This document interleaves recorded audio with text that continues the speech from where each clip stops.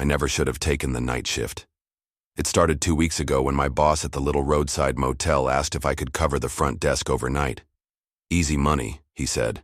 Nothing ever happens here at night. That was a lie. The motel was nearly empty that night except for a single guest, an old man who checked into room 206. I barely saw his face. He kept his hood up, paid in cash, and refused a receipt. "Just one night," he mumbled, his voice barely above a whisper. At around 2 a.m., I started hearing noises from his room. Not just footsteps, whispers.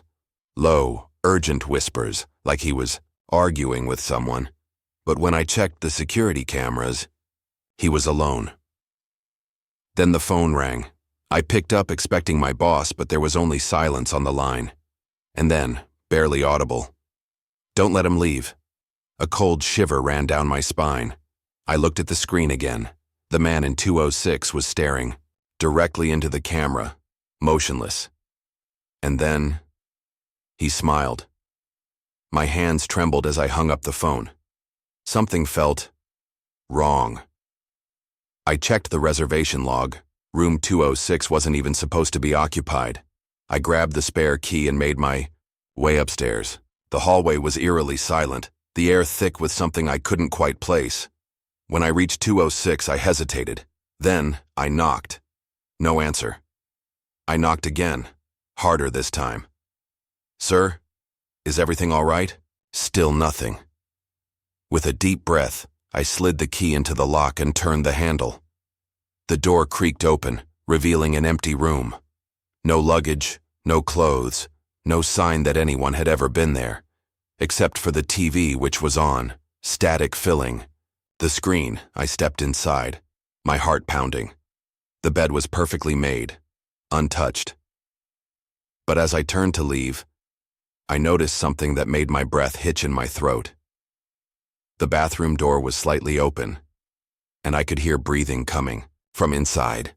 I should have run. I should have slammed the door shut and left. But something compelled me forward. I reached out, hesitating only for a second, then pushed the bathroom door open. Empty.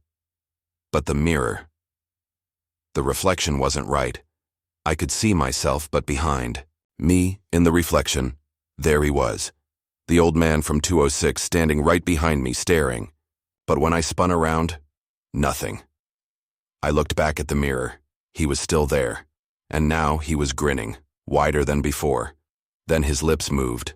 No sound came out, but I could read his words perfectly. "You let me leave." The lights flickered. The room spun, and in the mirror, I saw my own face start to change to his. I don't remember what happened next. I woke up behind the front desk, the phone ringing again. It was my boss. "You all right? You look like hell." I checked the clock. It was 7 a.m. The night shift was over, but something was wrong. My hands, they were wrinkled. My skin, pale and sagging. I stumbled to the lobby mirror, and when I saw my reflection, I wasn't me anymore. I was him. The door to the motel opened. A new night clerk walked in, stretching. "Easy money, right?" he joked. I tried to speak, to warn him, but the words wouldn't come. All I could do was smile. The same smile the old man had given me, and just like that, the cycle began again.